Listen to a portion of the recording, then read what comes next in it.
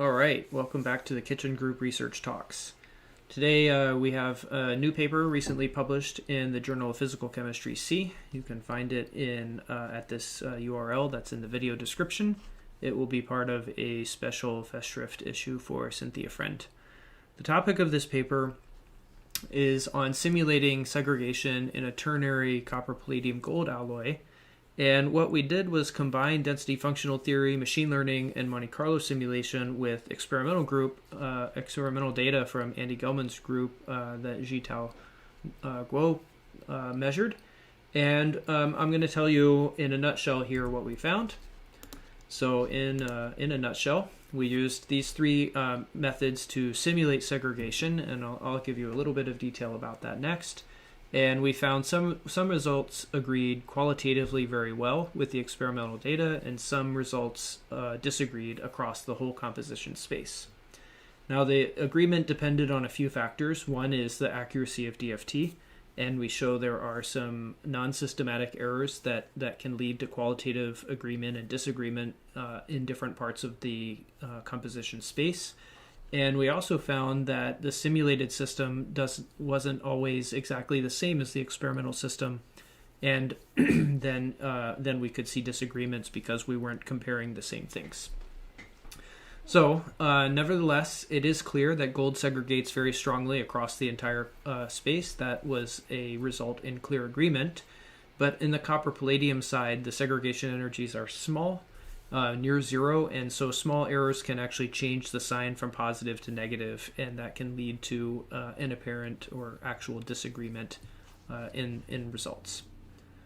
Okay, so let me tell you a little bit about the DFT side. We did 5,000-ish calculations with VASP across the whole ternary alloy space at a couple of different lattice constants, so that we could train a neural network to predict the energies of any alloy configuration in that space. If you're familiar with that, you know we have to make a vector of atomic fingerprints to represent the environments, and we illustrate the space that's covered in this ternary space here with little dots. So each one of these dots represents a configuration covered in the composition space, and what you see going down this side are the different lattice constants.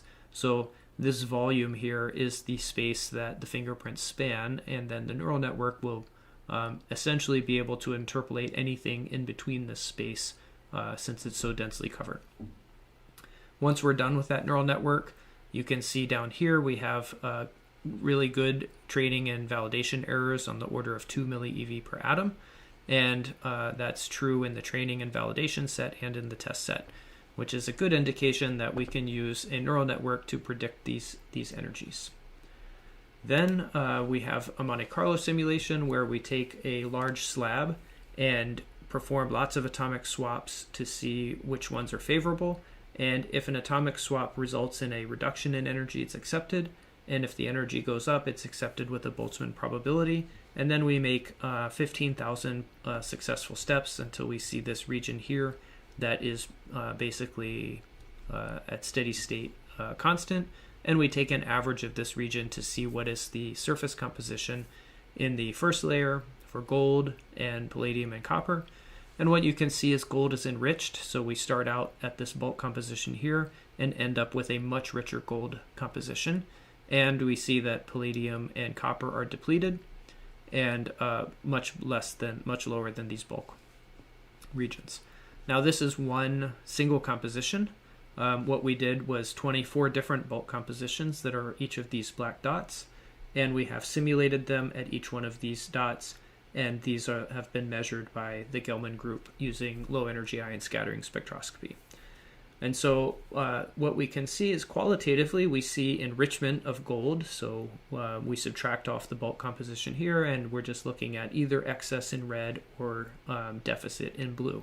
So almost the entire space is rich in gold, and that's qualitatively in agreement with the experiment, although we overestimate how much gold segregates in the simulations.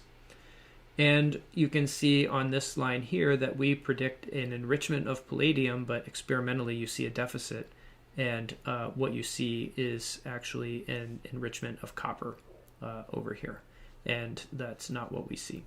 So we see the opposite behavior for copper and palladium than is observed experimentally, and we spent quite a lot of time trying to understand what the origin of that deviation is. Okay, so let's look at what we see. What we see is in terms of segregation energy. So we can model the segregation as these equilibrium reactions, and then from the experiments calculate the delta G, and similarly from our simulations we can calculate the delta G.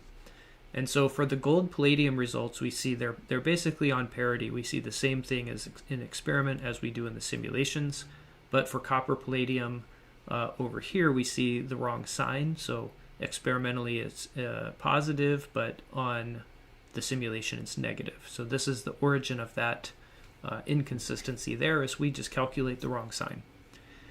And the gold copper is the right sign but too negative, and that means that gold segregation is too favorable in this, and that's why we see too much gold in there. So that is just the math of why we see what we see. Now we have to understand, why is this too strong and why is this the wrong sign? So why is copper palladium wrong? We looked at a lot of factors.